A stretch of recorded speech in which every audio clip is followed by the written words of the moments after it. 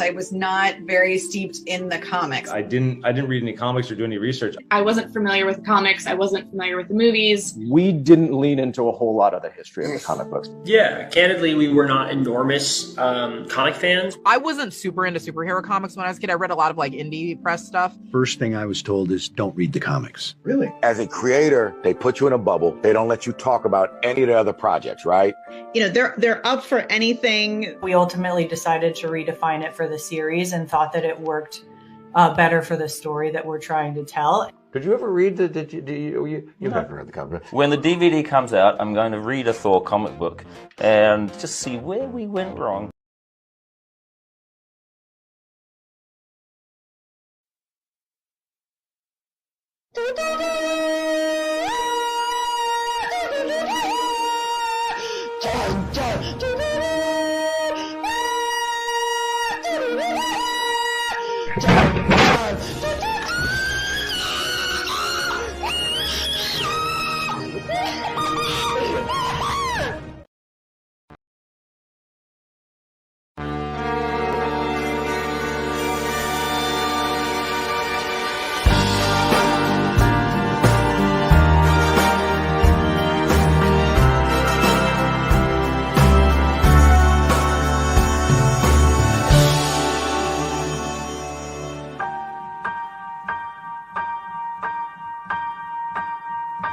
Time can never be your trusted friend or your sworn ally. No, it's the harshest mistress of all. And life is just a chain of moments spent, 1,000 hellos and goodbyes. Maybe a love like ours can lead out its call.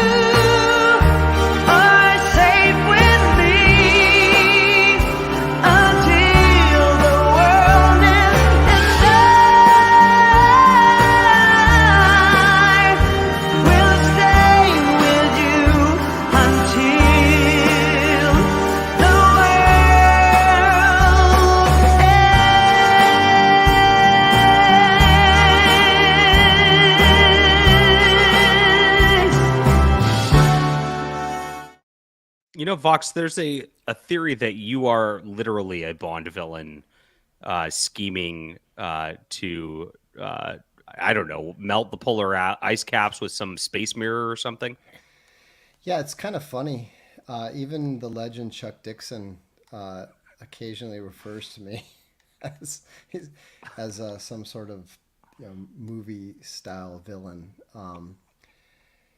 And, I mean, I think it's probably kind of fair. I mean, frankly, a lot of people in Switzerland consider me to be one. I mean, I was literally on the front page of several of the biggest newspapers essentially saying, American Nazi buys historic castle. So, is this the chalet thing that you were doing? You got in the newspapers for that, really? Yeah, front page. Really? Yeah, it was the Geneva paper, the daily, the 24-hour type daily paper that's on all the subways. Yeah, there's actually, in fact, they have different laws here, and so it was pretty clear that the journalists involved pretty much prison raped the defamation laws, and so the police accepted the I think it was like 4 counts, and then the prosecutor of the one canton punted it over to the other canton. So we'll see what they do. I mean, you know how the media is usually pretty protected everywhere, right? And so my guess is that they probably just got a behind the scenes warning. We'll see. We'll see how it all Marvel shakes Comics didn't seem to notice what year it was, and this is the most recent issue of Captain America. Speaking of literal Yahtzees, and so in this, so J. Michael Straczynski is the writer of this, and I'm sure you're familiar with him. Mm-hmm. You know, he liked his like literal Yahtzee comparisons in Babylon 5 even back in the day. You know, that he was very much, you know, they had the armbands, the bad guys even, right? But now he's got this one, and he's clearly gone full Trump derangement and creepy and weird with this. Captain America in this book, it starts kind of weird. I thought they thought Captain America was the Yahtzee. That was 8 years ago. Oh, I'm sorry, I'm not keeping up. Yeah, you got it. Now he's living in New York. He saw a slum apartment, and he didn't. And they were going to tear it down and build something new because, you know, evil capitalist real estate investors like Donald Trump, right? And so he bought the building to stop everybody from being moved out of the little slum apartment. And one of his minority friends who lives in there with him said, "Thanks, I'm moving out of the neighborhood, though." And then somebody said, "Well, we know why. And go around the corner and see." And then he goes and sees this, and there's swastikas everywhere. The thing that's so crazy about it is that what you're more likely to see is some sort of, you know, MS-13 gang stuff from all the El Salvadorans who are living there, or you know, in I think it was in the Netherlands, the rival Eritrean factions were essentially fighting a street war there, and that's something that people tend to forget about when they are talking about immigration and stuff. Is that they talk as if immigrants are a group in and of themselves, right? And they don't seem to understand that there's actually more intra-immigrant violence than there is between the native population and the immigrant population, right up until the time, of course, you know, the Israelis decide to move the Palestinians out of Gaza, or the Indians or the Bangladeshis decide to move the Indians out of Bangladesh, you know. But you know, there's a tremendous amount of hostility between the various migrant groups, and you never see them talking about that because, you know, they're stuck 80 years in the past. It's really wild to me, like how stuck in the past they are, and especially, and this is a representation of New York of all places, right? It's like, are there literally KKK hooded gangs running around New York harassing Koreans? Like, if there was even one instance of that, it would be all over the news forever, and there never is. Yeah, I mean, you look at that, and your first assumption is, probably the wall of a synagogue. You know, a synagogue. Interesting. That, you know, I've heard about that word before, synagogue. I think it has to do with like motorbikes or something. This fine African American gentleman knows it better than I do. Oh, the rich people hat. Yeah. What is that hat, by the way? I swear, every time I see people on like foreign cars or some shit, they always got this hat and they never have jewelry. Like, they always drive the nicest cars. What is that? A Yamaha? I thought that was a dirt bike, bro. Let me see. Yamaha. I could have swore a Yamaha was like... Yeah, no, it's not a Yamaha, bro. It's not a Yamaha, bro. Yeah. No, it's not a Yamaha. But the thing is, but to be fair, it's not just Yamaha wearers who tend to like their little false flags. You know, right. I mean, it's always amusing to me whenever there's this incident of terror in a Kansas suburb when, you know, anti-black paint was sprayed on the garage of an African American couple, and you know, or the, you know, it's always the person who is the supposed victim who did it. It's a hoax every time. Yeah. Because who does that? Even if you absolutely hate these people, what's your end game there? I'm gonna paint something. I mean, we're not again. They're living in the past. Back when the blacks were moving out of the South and into the white suburbs and around Chicago that they've now completely taken over and destroyed. That's when you would have people trying to warn people off, get them to go away. But nobody does that anymore. There's no point. All you're going to do is essentially, cause them to launch a GoFundMe. This made some big false flag news here. Speaking of which, there's a science fiction author you might have come across at some point who says he was swatted 47 times because he said that Norm Macdonald was not funny. His name is Patrick S. Tomlinson, and he worked for Tor Books for a time before getting cut for low sales. And so now this is like news this week. He's been rolling with this for a long time. And it looks like somebody who's a friend of his got caught hiring a swatting agency to do this for him to make him a victim intentionally, is what the current running theory is. So yeah, I'm not even remotely surprised. There's no way Norm Macdonald fans give a flying fragment of a rat's ass about what this guy thinks about Norm Macdonald.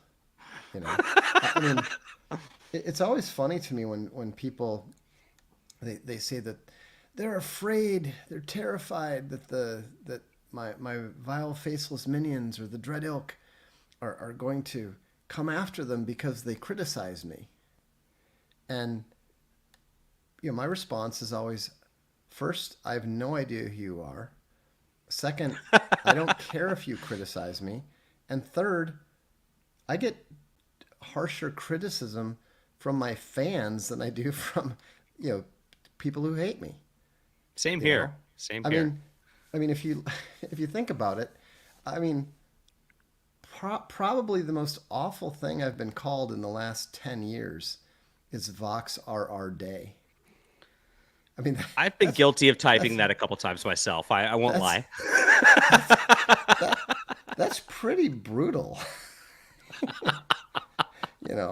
I mean, that actually has some substantive basis to it, considering it took me, a little bit of extra time to get a Sea of Skulls out, and which, by the way, is still not out in print.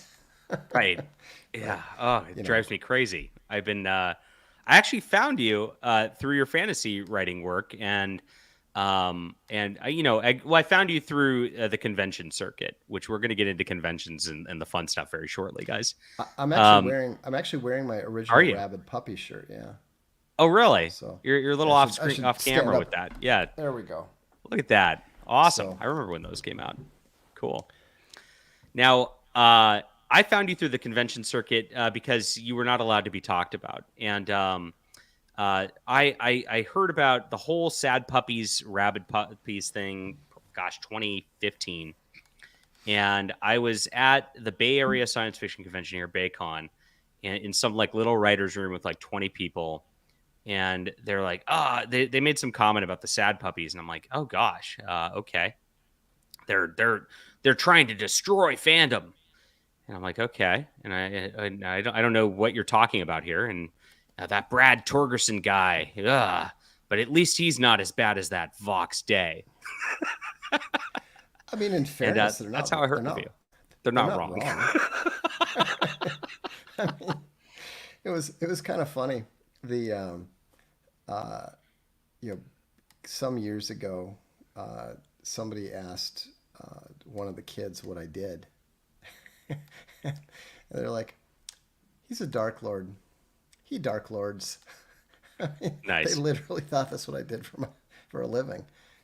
My oldest now is kind of noticing the internet and seeing that I do YouTube commentary, and I was a little worried about it because I'm like, I do like some political stuff that, I don't want that to come back onto him and his high school and all that. That's like the last thing I'd want. But when he found it and he showed his friends were like, your dad's a badass. And I'm like, oh cool. Well, that was what was crazy. What was crazy about when that newspaper article came out. I was kind of curious as to how people were going to react because, I live a exceedingly quiet life. I mind my own business. I don't really get involved in a lot of things. My wife and I have been compared to like two lone wolves running in parallel. And, I remember years ago we got invited to like too many things in the same week. She turned to me and said, we have too many friends. We have to move.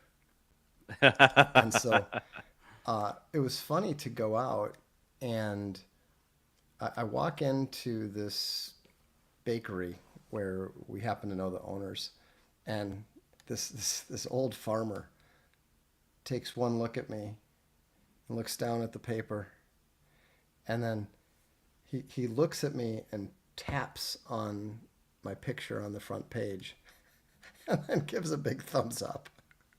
I was like, okay. And so the thing is that people tend to forget that the mainstream media narrative is total bullshit. And it's not just wrong, it's literally inverted. I was watching the third season of Jack Ryan. It was filmed, I believe it came out in 2022. That's the Amazon Prime series, right? Yeah, the one with the funny looking Jack Ryan guy. I watched the first season. I thought this is pretty good, and then I heard it went off the rails, and I don't know anything about it.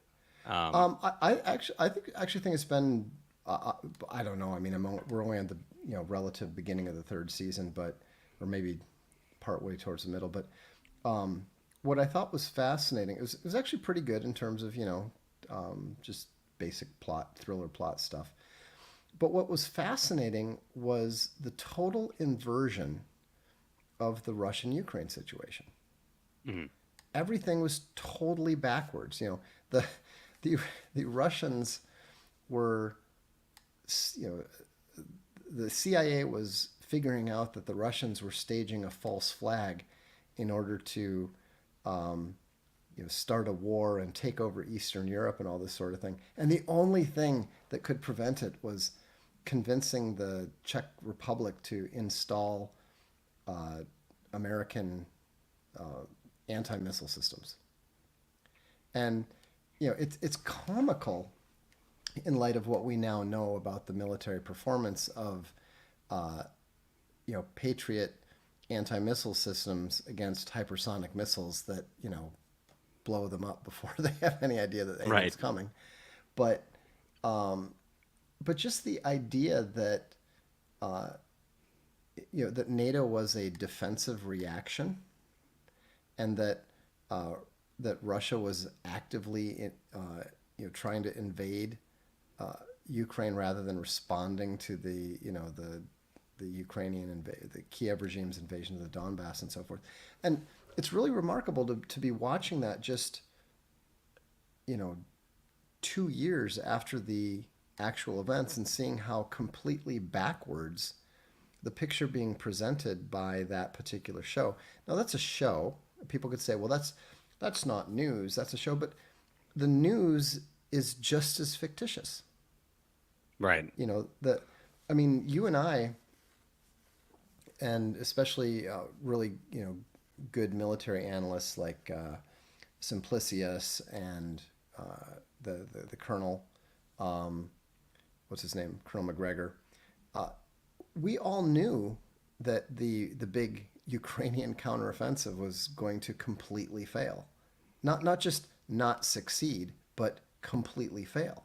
It was obvious. Yeah. If you know anything about military history, and I've published and essentially studied at the feet of William S. Lind and Martin Van Creveld, two of the most influential military historians of the latter half of the 20th century. I mean, how could you not? They even got a nod in Cyber Frog Wrecked Planet. They were mentioned by name. Oh wow, that's really cool. I mean, these guys are so influential that the biggest landmark in the U.S. Marine Corps' training facility is called Mount Van Creveld.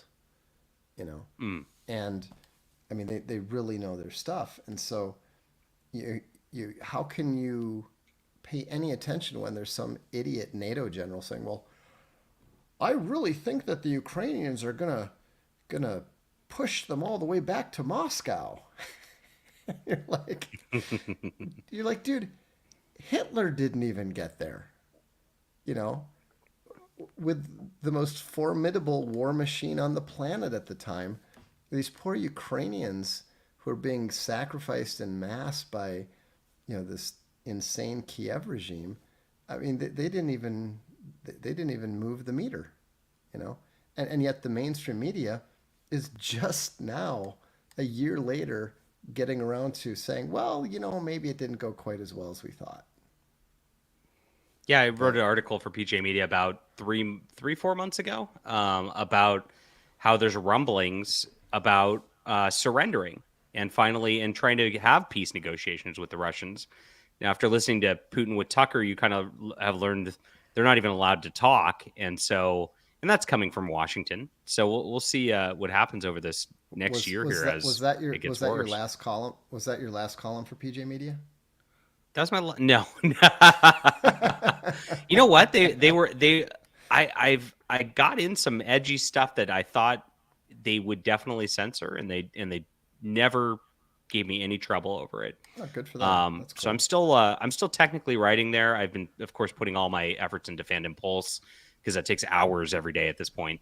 Because I think having the pop culture basis to fight against the corporate on that level is a little more important than another political columnist at one of those websites. But I'm super amicable with them. Yeah, I have to say congratulations on Fandom Pulse. You've been doing a great job on that. The writers that you've put together are great. I was really happy to see how much it's grown.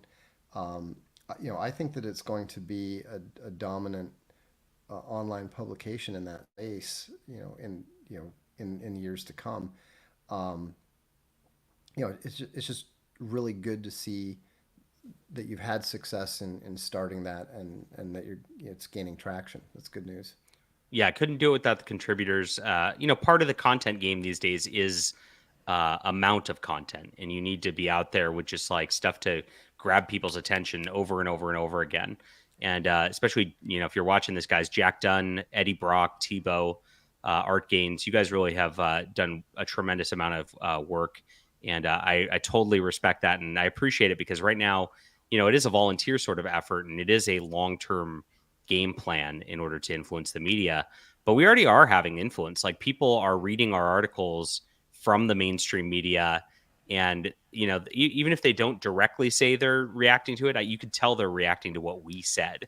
And so we're making a splash already. Yeah. 100%. I mean, I was kind of astonished. This will show you how little I pay attention to, what the media says specifically about me or what we do. But somebody sent me a link to like a Wired article from 2021. And it was talking about how there were something like 20 billion references to the term Sigma male on TikTok alone. And I mean, I personally find that very difficult to believe. But even if the number is really 1% of that, it's indicative of the kind of impact you can have on the culture, even when the mainstream is told very clearly, don't talk about you, don't elevate you, deplatform you, et cetera, et cetera. I mean, can you imagine how big Owen Benjamin would be right now if he wasn't, hadn't been kicked off of YouTube and Twitter and everything else? That's why they kicked him off. Yeah. Well, exactly.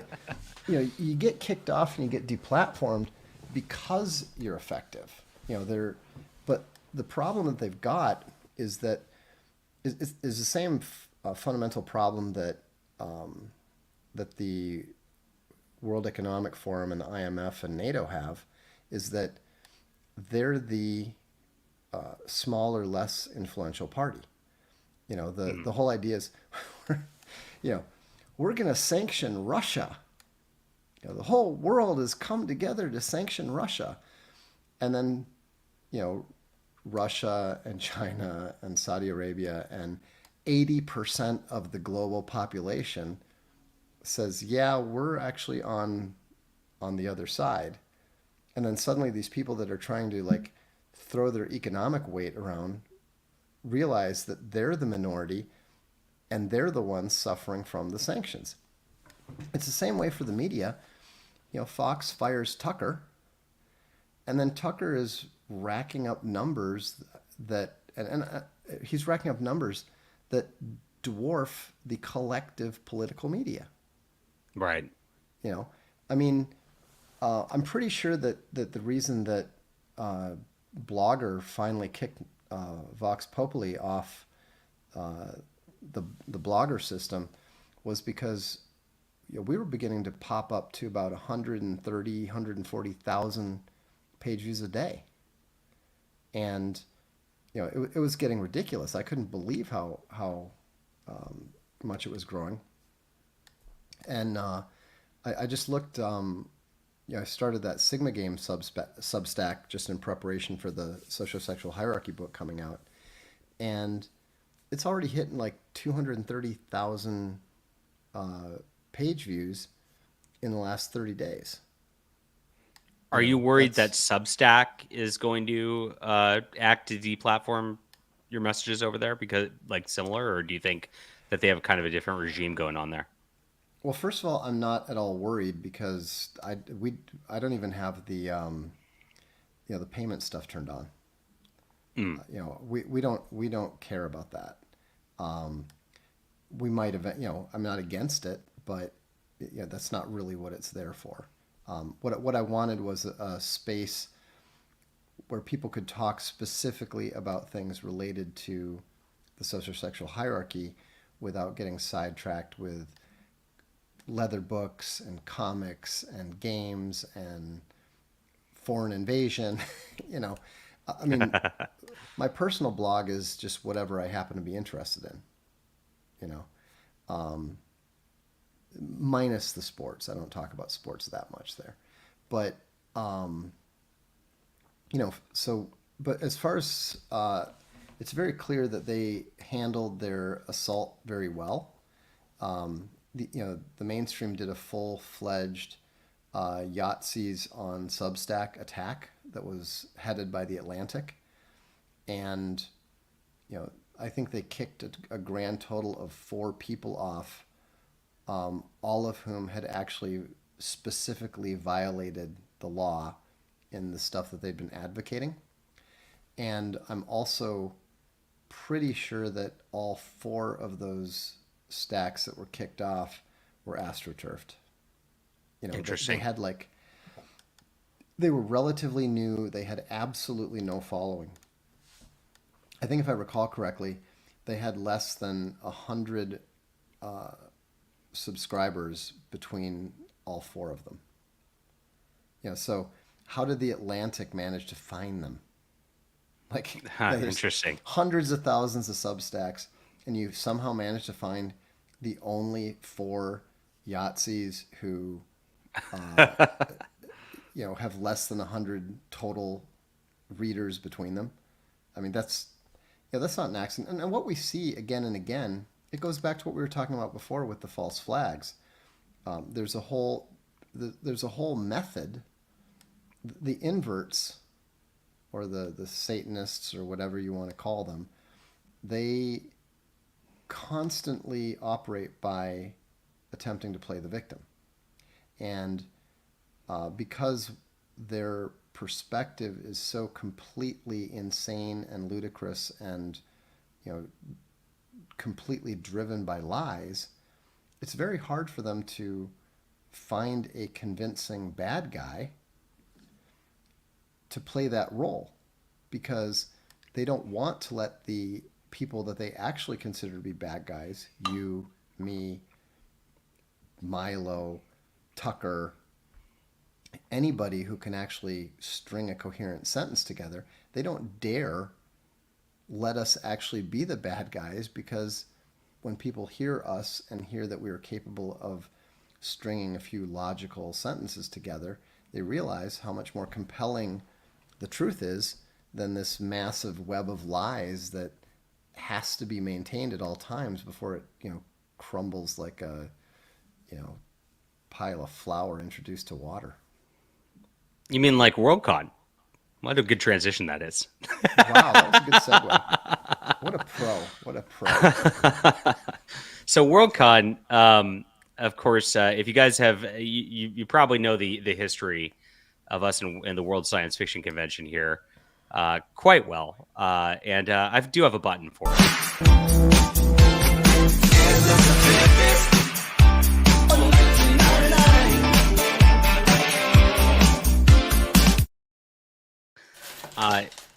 We know the sad puppies, which led to the rabid puppies, which led to Worldcon being humiliated with Space Raptor butt invasion, and an alien stripper boned by the T-Rex. Let's not forget. Don't forget that one. Yeah, it's a very important seminal science fiction work.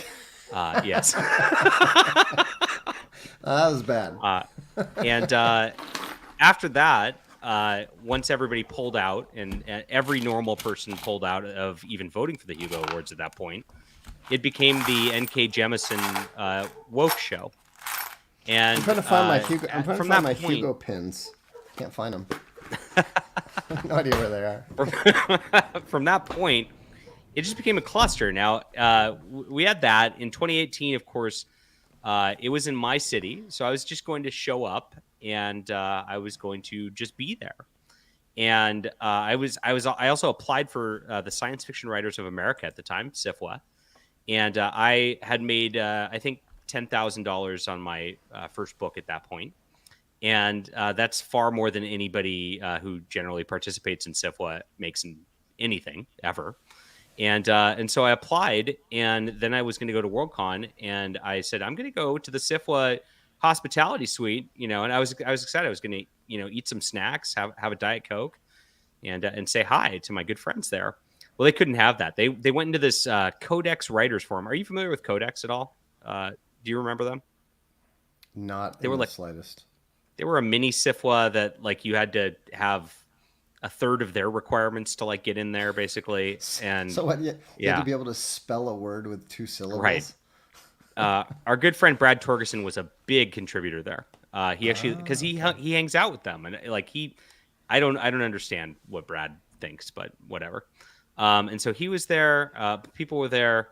I got banned from that because some lady who I don't even remember her name, who's had one book out through Tor, and I've never, totally irrelevant now, was just launching on you. Everybody always hates me because of you, Vox. It's actually your fault. You understand this. I know it so. is. I mean, it's really remarkable how they just love that whole guilt by association thing. It's crazy.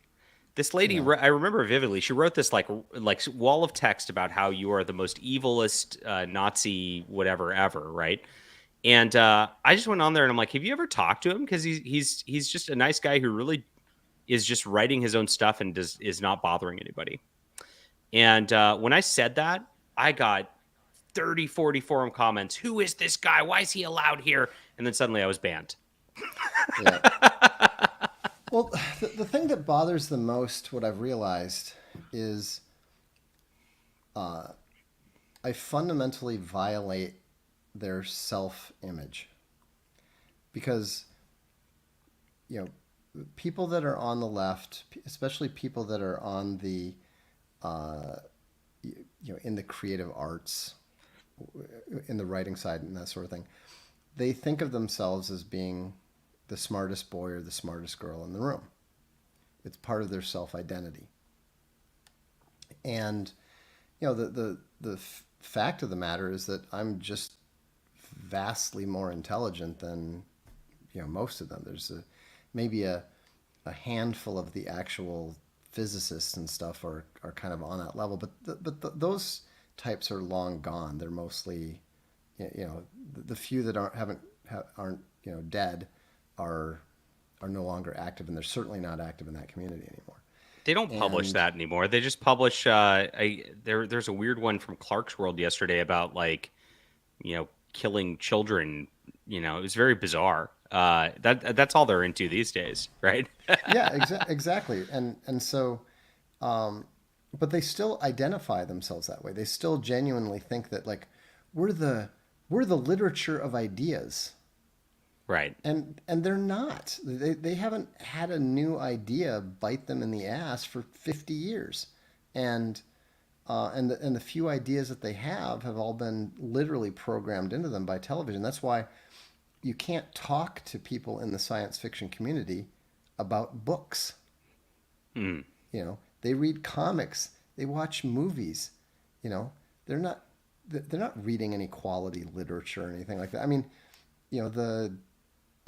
we just announced today that we're going to be publishing a deluxe limited edition of the Cambridge University Press History of Japan. That's cool. Congratulations. Yeah. Thanks. It's going to be an amazing book, and I've read the first 2 volumes, the Ancient Japan and Han Japan, and I think, as you know, I've studied in Japan. I speak some Japanese, and so it's an interest of mine. But I can guarantee you that you could probably poll every single individual at Worldcon, even the one that was held in China, and only the Chinese would have any idea, could tell you anything about the tale of Genji, which is the most, literally the first written novel in human history, and the most important published work in Japanese history. They're not intellectuals. They're total pseudo intellectuals. They're fake intellectuals, and the fact that there is a real one who doesn't agree with them is just fundamentally enraging to them, which is why they can't even tell you what they're upset about. You're like, when you say, well, how come you hate him? They can't explain that. How can they put into words that, well, it makes me feel bad about myself? It is really sad when you look at it at the end of the day. And I think your meme that you posted about Worldcon, that even weirdos need a hobby, really just exemplifies it. They know they're the outcast weirdos. They're the people that got bullied in high school, and they're coalescing together just based on being bullied. And so they want to bully somebody else because it kind of validates themselves at this point, right? Is the way I see it. Well, and the thing is that they try to, they operate on the assumption that people like us want their approval. Right. Which is just insane. You can't, I mean, how do you, I wasn't looking for the approval of those people when I was in junior high. I'm not doing it now. I wasn't doing it then. Larry Correa maybe. I think that there was a point when Larry was maybe looking for a little bit of validation, just because he was, coming at it as like a self-made man,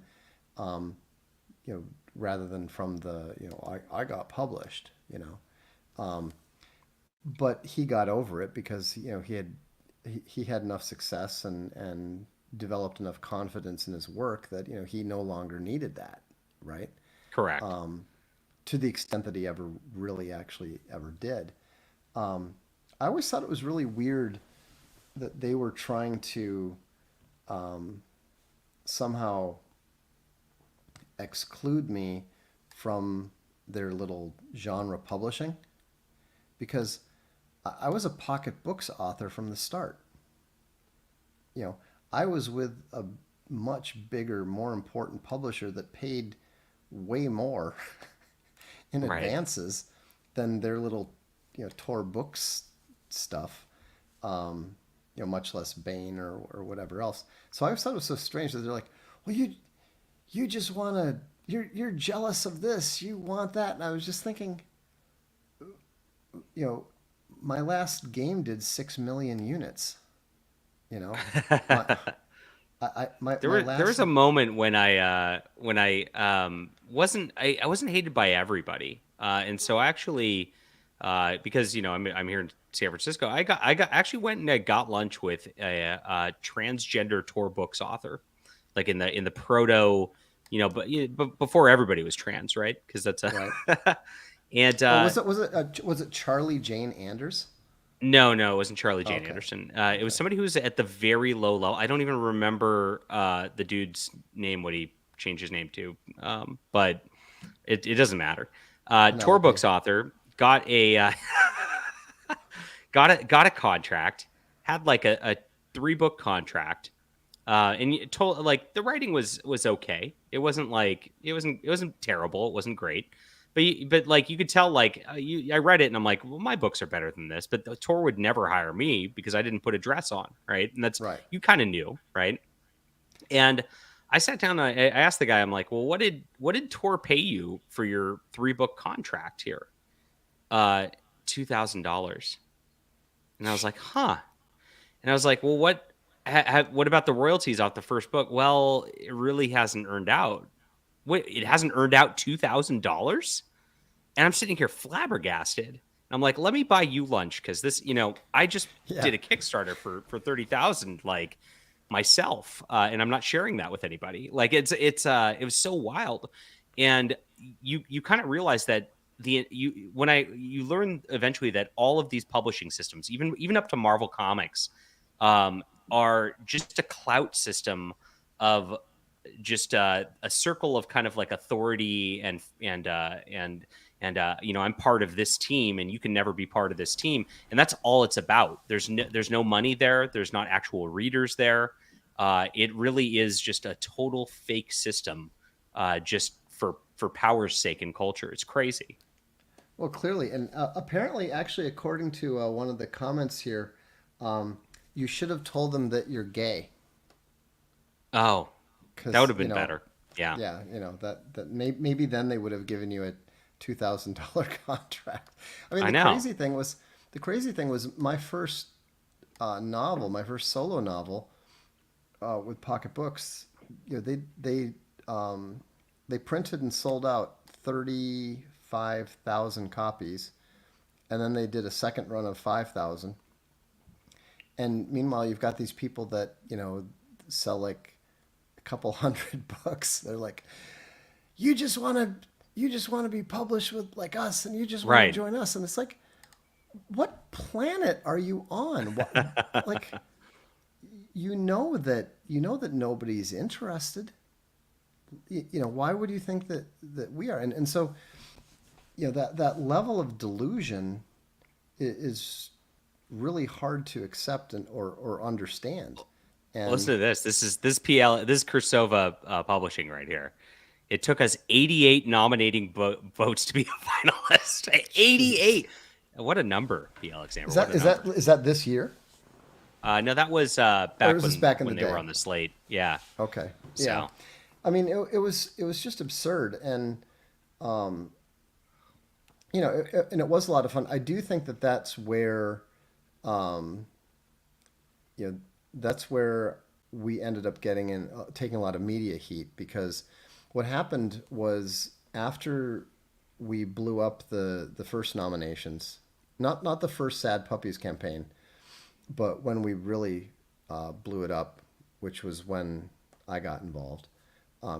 As you're aware, maybe some of your listeners aren't aware, Larry had named a piece of mine called Opera Vita Eterna, and it was a novelette, I think, and he thought well of it, had put it forth, and it ended up getting nominated. And all these Sculpey and Tor fans started accusing me of having gamed my nomination. Like I really wanted to get a nomination for a little novelette that I'd written basically as just world building practice for my bigger novels. And so anyhow, I said, look, I didn't have anything to do with it. And they just kept on and kept on and kept on. So finally I thought, okay, well, you want to see what it looks like when I game something, I'll show you. And of course, that was when we blew the whole thing up. But what happened was all of the Tor-linked people in the media, like David Walker and The Guardian and stuff, they made it sound like a bigger deal than it was, because they had enough contacts in the media with all these wannabe novelists that they were putting in stories about how awful the sad and rabid puppies were, and how I was the most evil thing that had ever entered science fiction. I mean, it was running everywhere in the newspapers from London to New Zealand.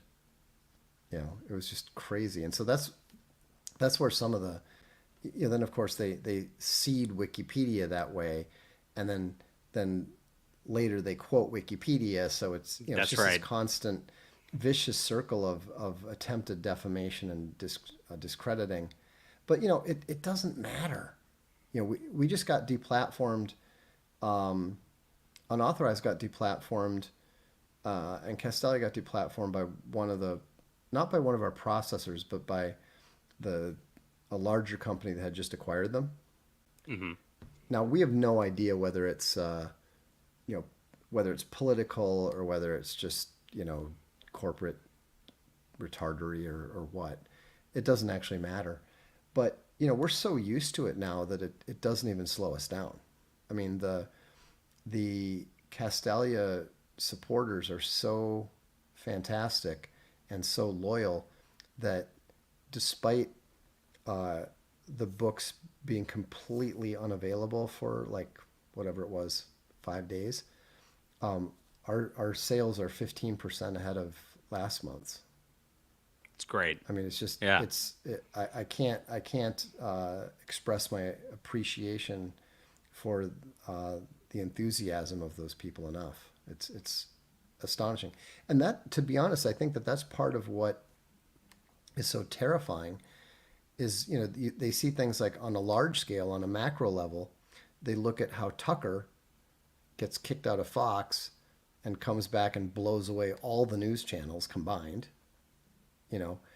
They throw us off of, this platform, that platform. They kick us off of YouTube. We come back with unauthorized. They literally cannot win. It's because what's the end game? We're going to keep kicking all the entertaining people that people are interested in seeing and listening to, and we're just going to force Ben Shapiro and all this other, we're going to force Ben Shapiro and Jordan Peterson on them so that they can just sit and listen to them talk about having conversations about conversations, how it's important to have a conversation about a conversation every single fucking day. I know. I mean, oh my God. It's how maddening. How do you even do that? And so it's going to be, in the meanwhile, I mean, we're at the point where we're just about doing everything but cut down the tree and turn it into paper. Yeah.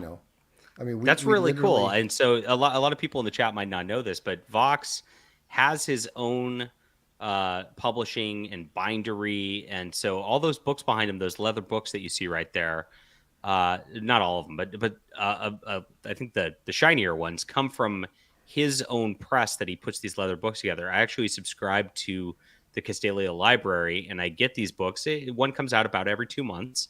And I love it because it reminds me to read a book every 2 months, and I feel a little better about it. When I got my nice gold plated paper. It makes me feel like, I better actually read this. And then two, it's just a nice curated list of classics that are just things that enrich your mind also. And so you get a very, and I've been using this word more, diverse, group of books, because and I mean diverse because you've got some finance books, you've got philosophy books, you've got classic fiction, you've got modern fiction. So you really do read a little bit of everything through this, and it's really fantastic. It's just a nice brain exercise at the end of the day. And we need this in our society more than ever. well, it's really nice. Like, for example, we're for those of who might be interested on the if you go to castalialibrary.substack.com, we're actually serializing the current Castalia history book, which is studies on the Napoleonic Wars by Sir Charles Oman, and it's a fantastic book, and presenting it in bite size, 1,000 words a day, there's like 500 or 600 people that are reading that now. And that's great. We do the same thing with the junior classics. We've got Fairy Tales and Fables, which is the first volume. We're putting up excerpts from that every day, and there's like 150 people reading that every day. And so it's serious quality content, both online as well as on your shelves. And yeah, my son started reading that. So I just got those books in. And thank you, Vox, by the way. He and I talked to you a little bit about this. I'm going to force my kids to read these, and you told me you're not going to have to force them. And at first, it was a struggle at first because he was a bit like, oh God, this is going to be a slog. And then he gets into it, and I said, well, have you done your reading? He's like, oh yeah, it's easy. Like these stories are like all 10, 20 pages, so I get the whole thing, and it's done. And I didn't realize it was going to be this easy to read. And it's easy to read because it's just well written, and the stories are concise, and there's not a lot of bloviating nonsense in it, and they're just good, and that's what makes it easy, right? Well, not only that, but because a lot of them are classics, they're written in a more flowery style than we normally see today, and so the kids actually learn to become better readers. A kid who reads a couple volumes of the junior classics is going to be so far ahead of a kid who reads the whole Harry Potter series. Not just because he's getting exposed to everything from Aesop to Aristotle to Leonidas at the Pass. The reason that we decided to do them in the first place was because I read them so many times myself as a kid. It was kind of funny because people would ask me, how do you know so much about, the Spartans? Why do you know about Herodotus and Thucydides and all this sort of thing? And I had to actually think about it, and I realized I originally learned it from the junior classics. You can't stop there. You get older, and then you read Thucydides directly, you read Arrian directly, et cetera, but where you get accustomed to it and where it really gets imprinted on your mind is when you read things like the junior classics in your youth. And now, granted, I'm probably an extreme case. If you see those blue books on the far side, it's the Cambridge Ancient History above them, and the Oman's History of the Peninsular War below it. But the blue books are a very rare copy of Lord Nelson's letters. Wow. And I've actually gotten really into reading the personal correspondence of Arthur Wellesley, the guy who defeated Napoleon, regularly. And by the way, absolutely the greatest general in history. People sometimes ask, who's the greatest general? I'm like, wow. I'm now firmly in the Wellesley camp. Never lost a battle, and always had fewer troops. One loss and the war's over. That's talk about pressure. But anyhow, it's really fascinating reading the actual letters written by these great military leaders, these great figures of history, and just actually being able to get a bit of a feel for what their personality was like, as well as some of the challenges that they have to deal with. You know, I mean, it's hilarious. It's actually funny reading Wellesley bitching about the Spanish generals. Like he had no respect for them, you know, and what a bastard! I hate him now. Hey, he was cool with the Portuguese though. He did trust the Portuguese. But, I'm not Portuguese. Well, you know, Larry Correa would be down with him then, I guess. That's fair. But yeah. I can't tell all you people apart. Jeez.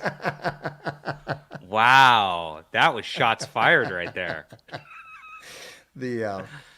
Anyhow, it's hey, come on, my grandmother's brother was apparently he was the, believe it or not, leading Mexican American painter. Mother's brother. Okay, interesting. He'd be my great uncle, but although it's always my family's always a bit of a mess because it was, you know, the whole Indian thing and who married whom and all this sort of thing. I didn't actually know. I didn't know what I was until I was like 42 or something like that. Did you think you were albino? No. That okay. was. Actually, well, the thing that was strange is that all three of my brothers are much more bronze than you. Interesting. They were all models, and they all have sort of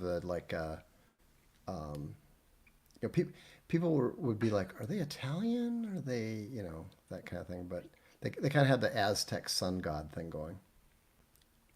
Cool. So anyhow, oh my gosh, I have no idea how I ended up looking like Nosferatu, but what do you do? I don't remember. So I was kind of giving a little background on Worldcon before we got way sidetracked, which we always do. And this is kind of where it started this year. So Worldcon did that. I mentioned that the Codex group banned me. Once the Codex group banned me, somebody actually screenshotted their deals, and they actually had a mass letter writing campaign that they sent to Worldcon 2018, saying I was a terrible harasser, etc. Right? And so that's when Worldcon banned me and labeled me a racist bully, which they paid dearly for. It was great. I think it cost them over $130,000 just to kick me out of their convention. That was smart of them. And then Worldcon went to Dublin, Ireland, and I think very few people cared about it that year. The pandemic then happened, and it kind of shut down. And so, of course, the next year when the pandemic didn't or it was still happening, the fake pandemic, they, you know, it was in Washington, D.C., and they had all these mask rules and, you know, all the old people there, because they are old people involved now. They're like, you know, really geriatric. And very not healthy. Very not, yeah. They're very large and in charge. They were flipping out about potential COVID exposures, and that was the entire. I was watching the lead up to it, and that's all they did. And so I just laughed about that the whole time. And then it turned out that Mary Robinette Kowal ran that one, and she brought in a sponsor for Worldcon that year. I don't even know if you paid attention to this, but I did, because I love dunking on them because they banned me. I mean, it's part of my pastime now. And they brought in Raytheon to sponsor Worldcon. Wow. Yes. What a bunch of warmongers. I know. I mean, the old what were they called? The futurists, those like hardcore New York lefties that like founded the original convention. I mean, you could have powered a nuclear reactor just by them spinning around in their graves. Yes. I mean, it was crazy. You watch this, and the military-industrial complex of the United States, Biden's United States, is funding these blue-haired writers who sell 300 copies for their awards. This is nuts. You couldn't make this up. No, I did not follow that, and that is really freaking hilarious. I mean, it's and this whole thing with China. I mean, that's right. That's what I'm leading up to. As soon as Raytheon sponsors it, what's their next step? Oh, let's go hold this in communist China. well, that's what's crazy because as you know, I've had some involvement with the Chinese media. I appeared twice on one of their big talk shows. One of the serious ones, like talking about economics and that sort of thing.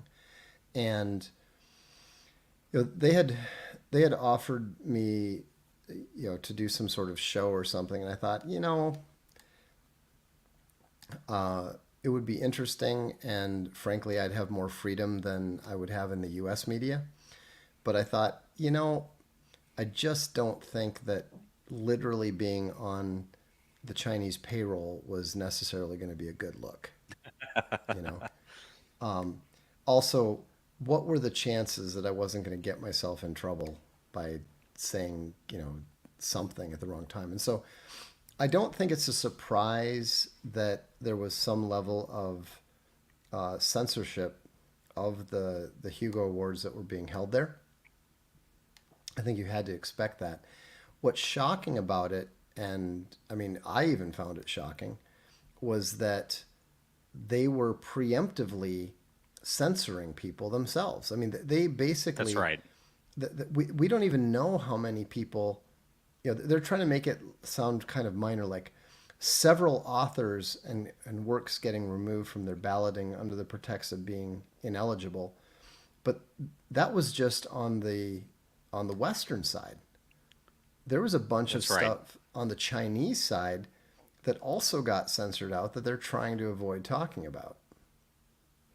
So this would have never come to light either. So I monitored this for a while, and there's some grumbles, but the authors involved at first that were talking about this didn't have any clout to get this, as an outrage thing that everybody needs to be talking about.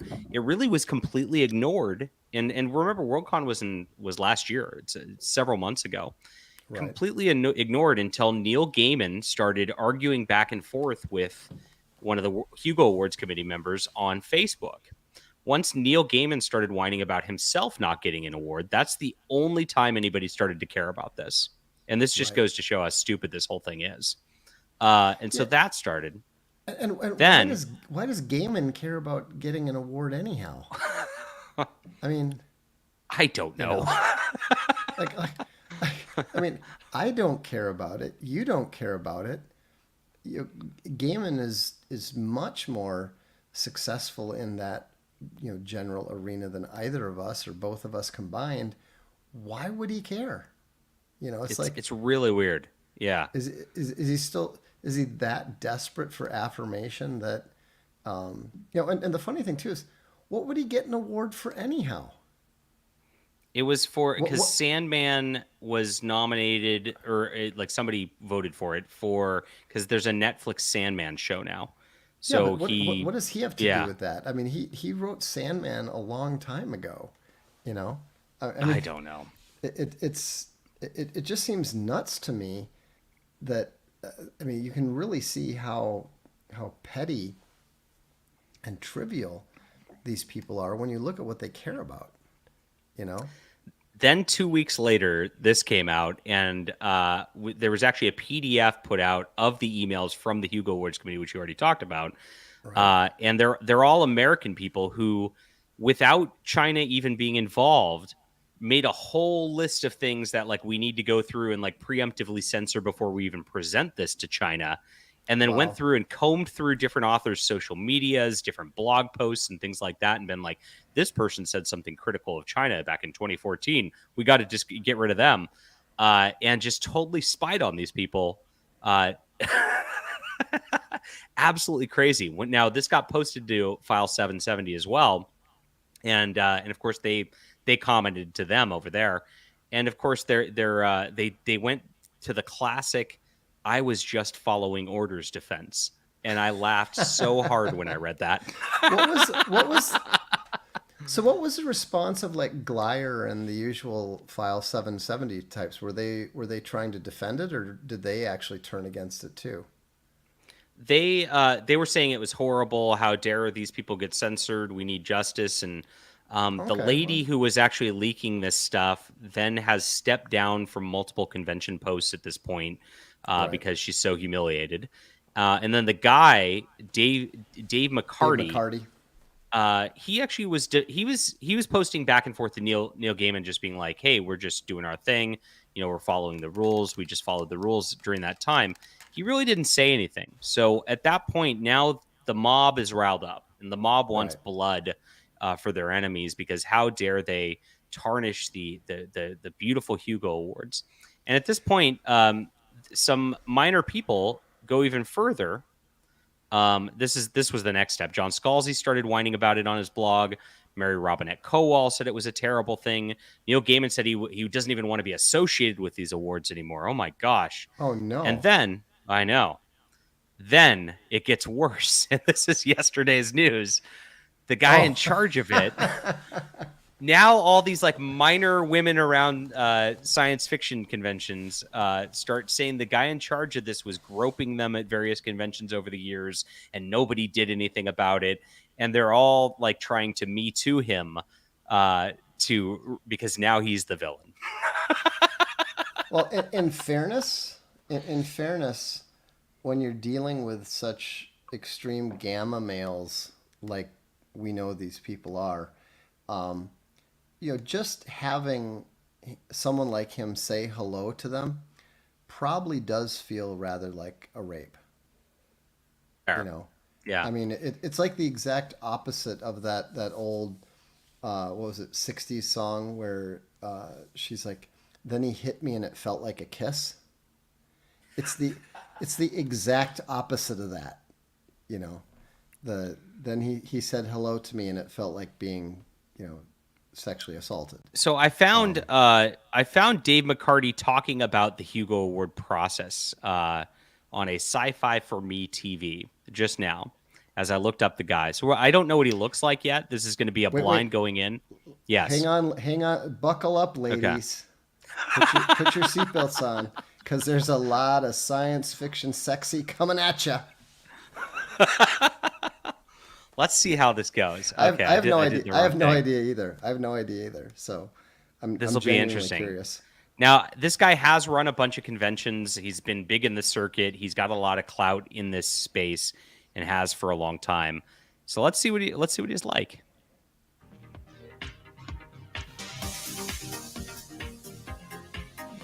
Well, they're on top of the music. 74, and I am talking to the Hugo Awards administrator. Is that your title? That is my title this year. There he is, Vox. Not as bad as I expected. No, I mean, but we need to give him. We need to let him roll a little bit, see what kind of game he's got. Okay. So we're going to Sigma game up this and actually critique his sexuality at this point. So if we're looking at him here, what we can always see, he's not in shape. He's not like grotesquely obese or anything. Right. His hair's receding a little, but it's fine within. He's at this point he could just be a good normal Delta guy. I would say that this woman would be in his wheelhouse of somebody who's obtainable for him. I agree. The one thing that is a potentially worrisome, where you're thinking, maybe he's got a pretty good gamma strain going, is look at his posture and his body language. He's in a deferential, like, especially look at how she's upright. She's got a relatively authoritative posture, and he looks like, if you look at the two of them, he looks a little bit like a little boy who's afraid he's going to be scolded. Yeah, I see. He's got the folded hands, trying to be good for teacher, right? Yeah. That would be my concern there. So let's see how he. We do have the very phallic Hugo Award object between them too. That is kind of awkward. So. Oh dear. I've done other jobs for this convention this year. I was actually in charge of the convention 4 years ago in 2012. It was in Chicago. Oh wow. So having shared this, however, after you do that, then only some jobs are interesting. Hugo administration is very interesting to me. Is it? Yes. I love the job. Is this easier or more Okay, stop it for a sec. Yeah. He's going into way too much detail. She doesn't give a shit. All she was trying to do was identify, why am I talking to you? Actually, I've been very important in the past too. Actually. Yeah, I mean, he even said, actually. You know, actually. All she asked is, you're in charge of this thing, right? That's why I'm talking, right? Well, actually, I am now, but I actually was before, and I was in Chicago, and I was a big guy. I mean, this is where you're like, okay, we're pretty much. I mean, we're not in creep territory yet, but we're definitely. No, and I wonder if he does start to lean in, and. But we're definitely in gamma territory, because he's going into too much detail. He's talking too fast about something that he's too in his head. He should be aware that she was only asking him in order to establish for her viewers why she's talking to him. And instead he starts giving her his whole fucking resume. He's talking really fast. You can tell he's nervous.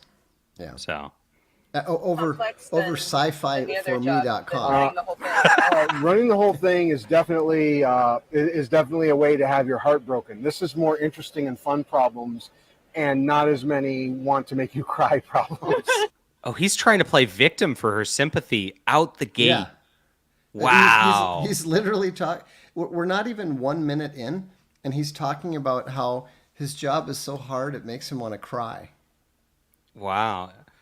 And interesting, her response. She's doing a little nervous laughter with this already. And she's already starting to lean back. I see that. It's kind of like that. There's something inside her female persona that is just going, oh crap. This guy is serious trouble. So what are the interesting problems? So interesting problems we get. So when we open up nominations in January of each year, we ask our memberships to say what they like from any of 17 categories that we give out awards for. And we use a website to take in most of our data. There's still people that send in stuff by mail, but we get 3,000 people on the website and 30 people by mail. So, okay. But we still have people that do. But they will send us, if I have 100 people trying to say they like the same episode of television, they'll probably tell me that same episode. He's going into way too much detail again. I mean, he's literally telling her exactly how many they get by mail versus email, et cetera, et cetera. And she asked about problems, because he said there's problems that make him want to cry, and he's just talking about getting forms sent on a website. Not only that, this is the interesting problem. I mean, right? how bad are the boring ones? Bad enough that I'm going to can this interview right now. I can't watch this. It's like I just can't do it. I think that's the end of this. I do think that we figured out where all those came from. Harassment accusations came from. Do you want to see what it looks like towards the end of the interview? Would that be interesting? Yeah, sure. Let's let's try the last minute or so. See if she's actually edging off the edge of the screen. The Hero administrators, we fight tooth and nail to not make any judgment calls. We only make judgment calls about the things that are on the ballot that force us to make judgment calls. Oof. This was not the case with Chengdu Worldcon. That did not age well. Oof.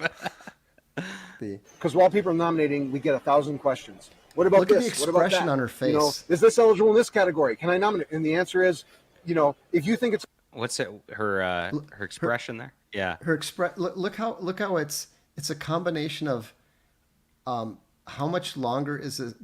Do I have to continue this? And pity. You can literally see that she's pitying this poor guy. Just like, oh, you poor sad sack.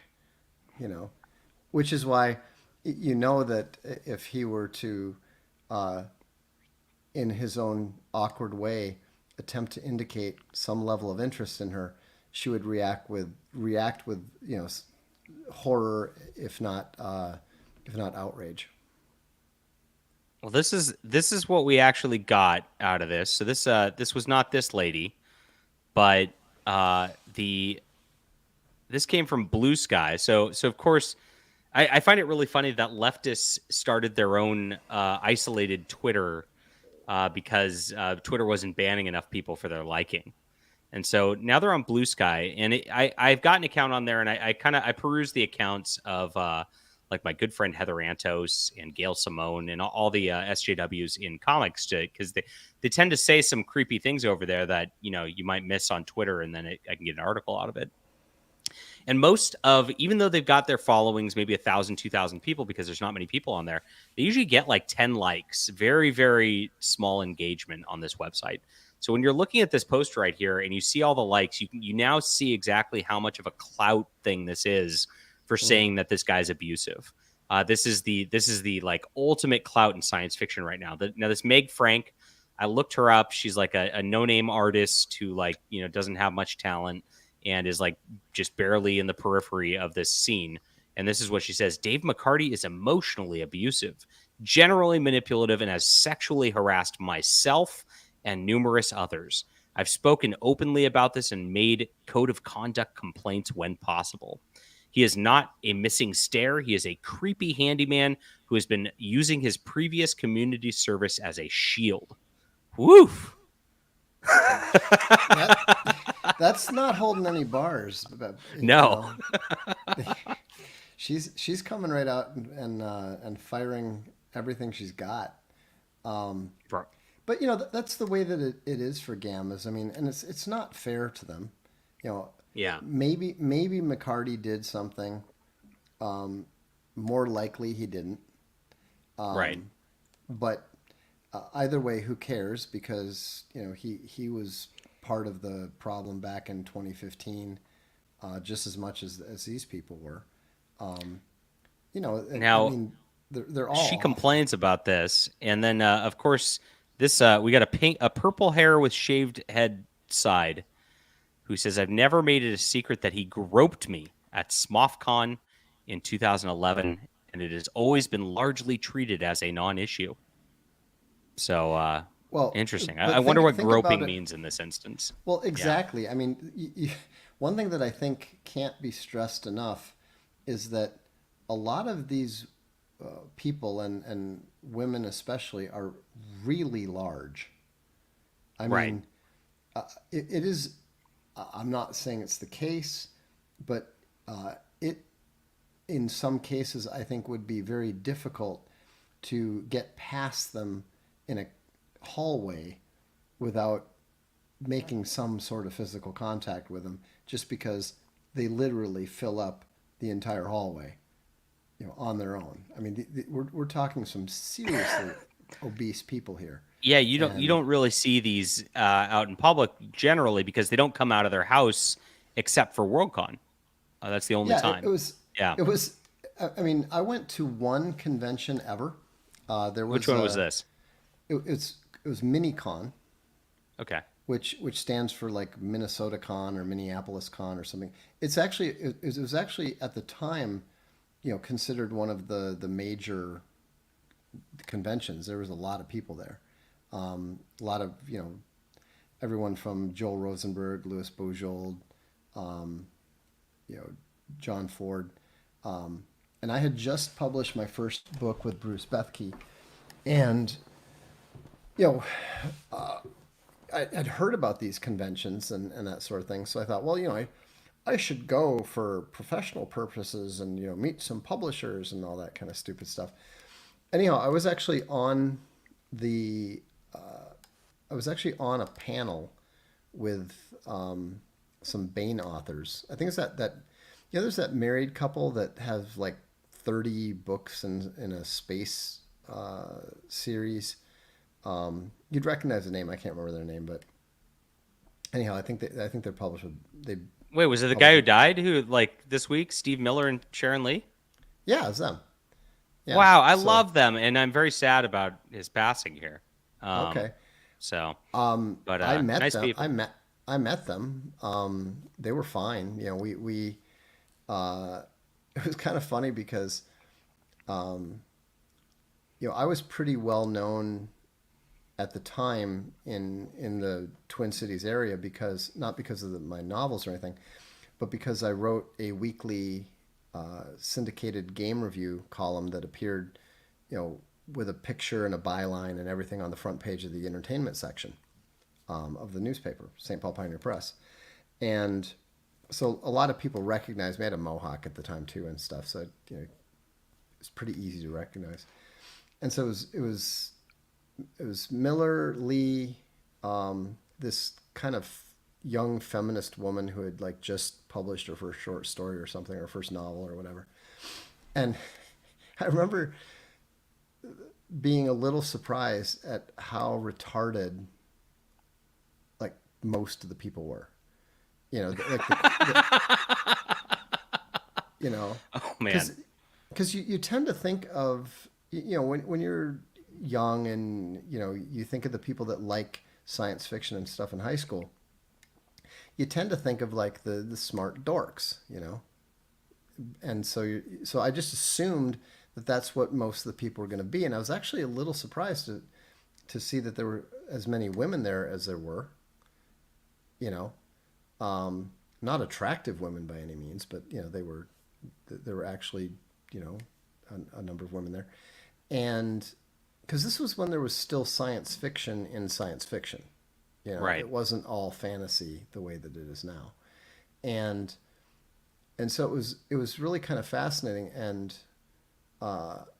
there's like some Star Trek stuff and all that. We actually had some friends because of we were running a game development company then at the time.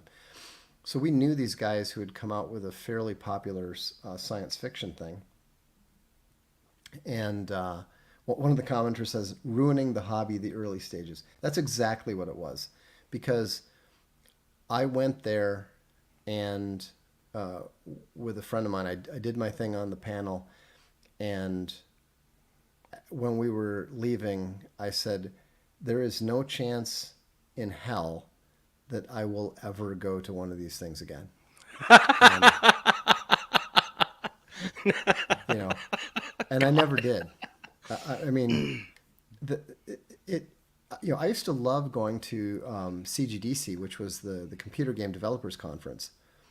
And, you know, because you were talking with all these other game developers and game designers. I mean, one of the favorite nights of my life was we were sitting at the bar of the Santa Clara Westin, and it was John Romero, Chris Roberts, me, and the drummer from Psychosonic, Mike Larson, he worked for us doing music and sound effects. And he's actually been the audio director at Epic Mega Games ever since we shut down.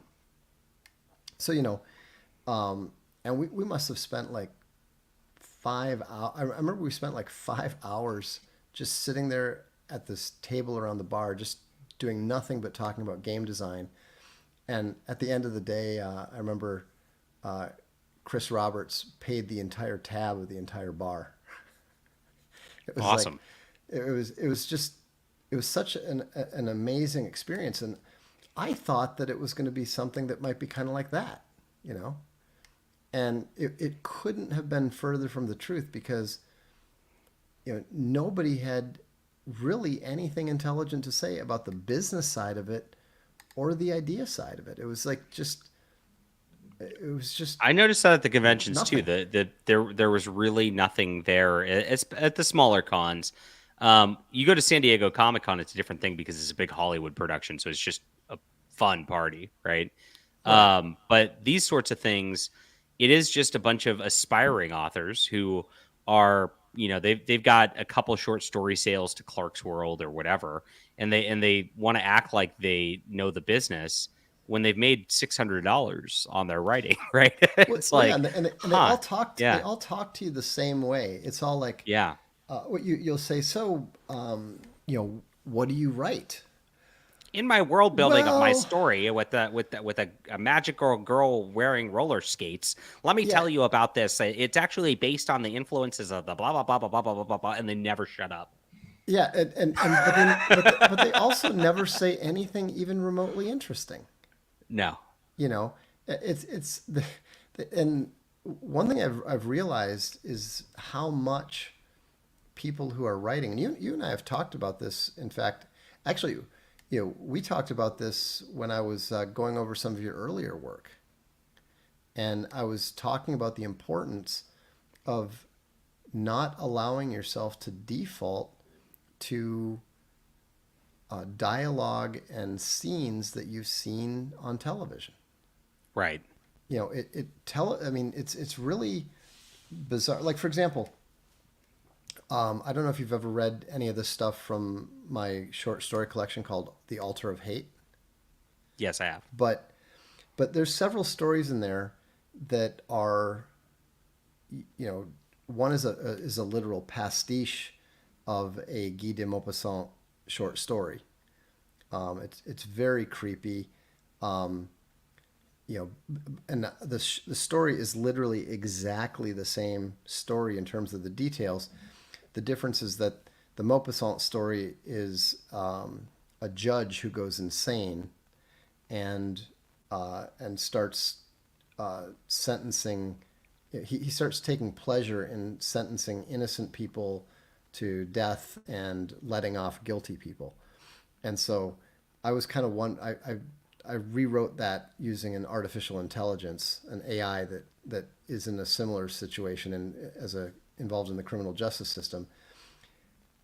And it was a little bit, the only thing that was new about it was that I was trying to figure out how an AI would reach those conclusions using logic, So, but the point is that if you read that story, or if you read another story that is completely original, but it's written in the style of Maupassant, if you know Maupassant, then you can see the influence. You can see where it's coming from. I was very successful with both of those stories.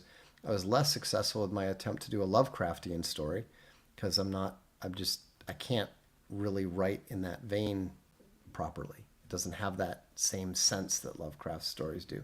But the point is, those influences, we all have influences. Those influences are literary. But right. You read a lot of writers of the last 25 years, and all of their influences, you're like, oh, they got that from Star Wars. They got that from Babylon 5. And it's so awful because, film is a lesser medium than literature.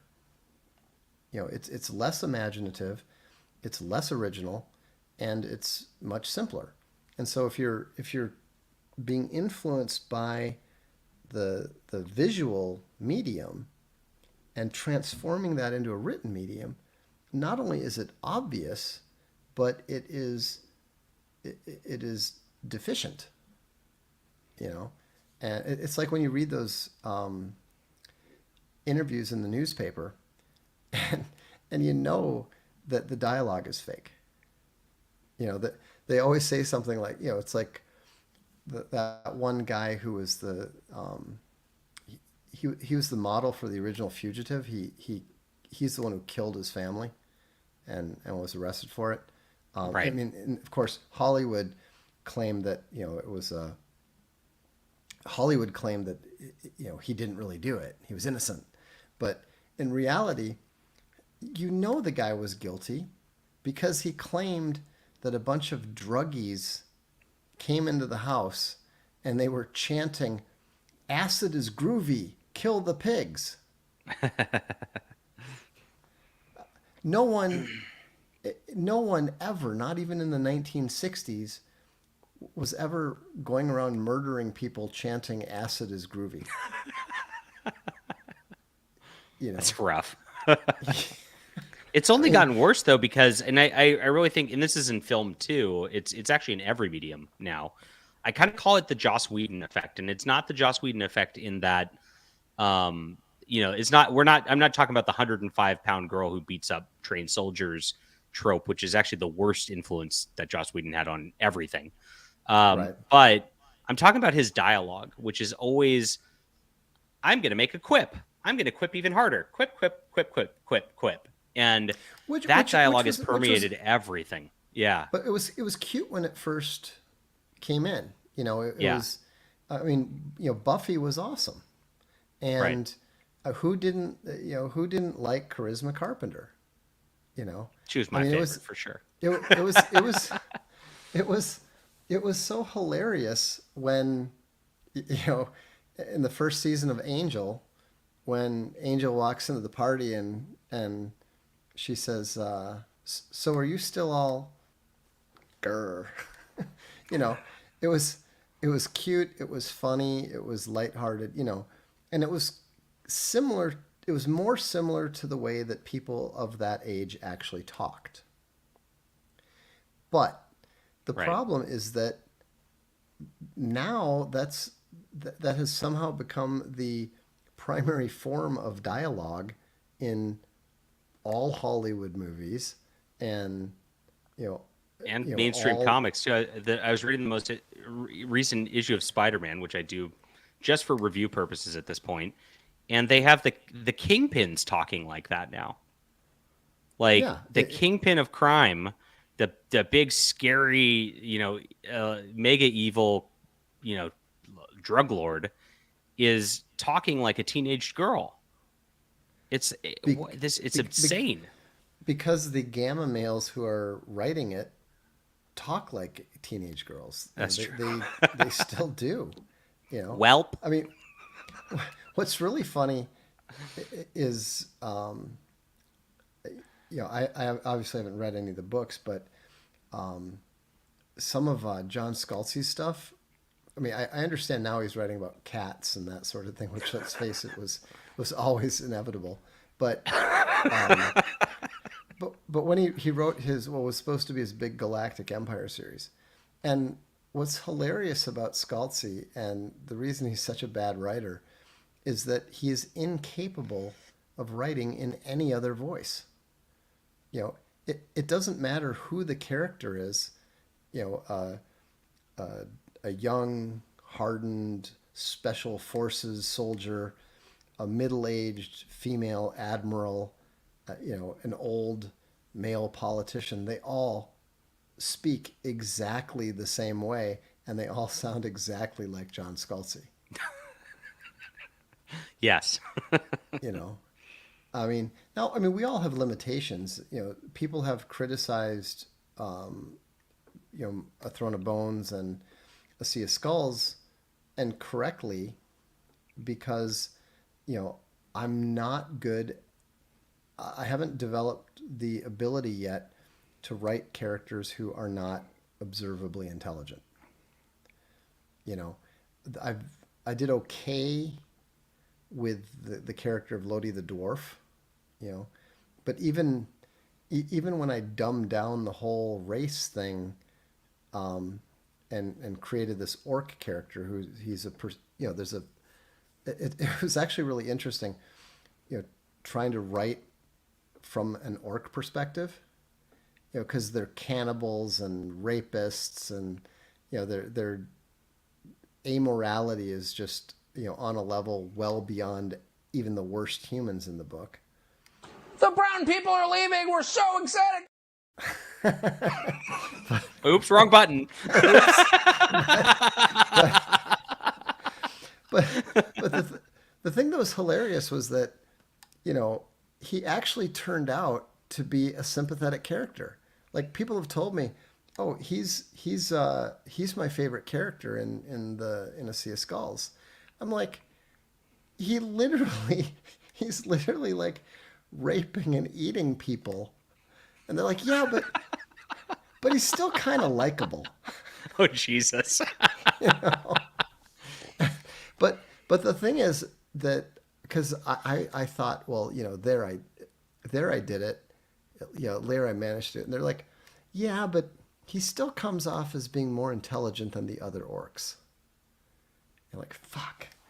You know, I mean, even if you're writing like this broken patois, and you know, it's all just pure id with you know, no holds barred on the you know, no sense of morality whatsoever, he still came off as too intelligent. So, you know, that's something that I have to work on. You know, I if I'm going to do believable characters, for whatever reason, I seem to be able to write women fairly well as a male author goes, but I'm not good at writing a full spectrum of characters, which the best writers can do. You know, the best writers can write a believable moron. You know, you know, you have to give even George Martin credit there. You know, the Hodor, the whole thing it works. You know, That's they're right. They're not all the same character. They don't all speak in exactly the same voice, and so as a writer, it's something that, you know, you want to improve. That's a good thing for all of us to work on. It's good advice right there, and appreciate it. So we've gone pretty long here, and I appreciate your time, Vox. I think we had a lot of fun, and and a lot of deviations. It's pushing nearly 3:45 in the morning here, so I should probably. Yikes. I do want to leave you with a one Hugo Award update.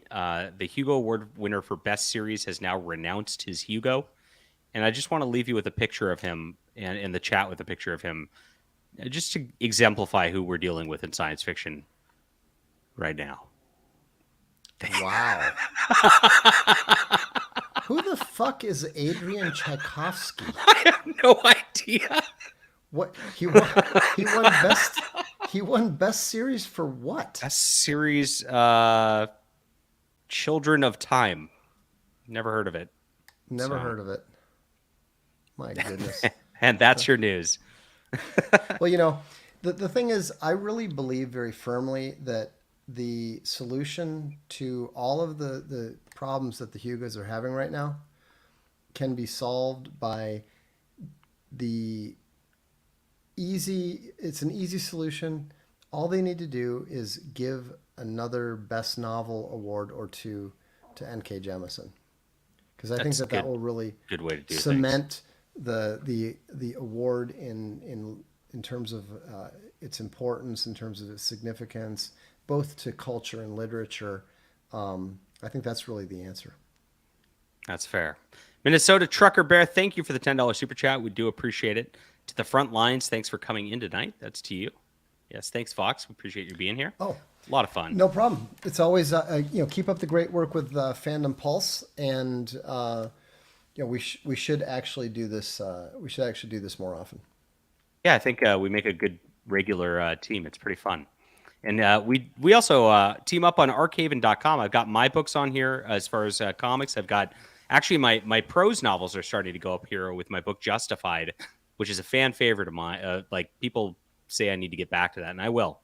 And so you can check that out here. Vox also has a bunch of comics and prose on here. Chuck Dixon's got comics on here. If you like comics, you can read this stuff for free. Check out our work and then support us on the crowdfunds afterwards. We really appreciate you doing that. It's all about getting people reading. I think that's our primary goal all the way around. And this is Vox's website. He's done phenomenal work with this. This is, you know, it's better than Webtoon on every level. So good work. Thank you. Well, we'll see you soon. We'll see you soon. Once I find my button to leave. Cider usually does this for me, guys. I don't know what I'm doing.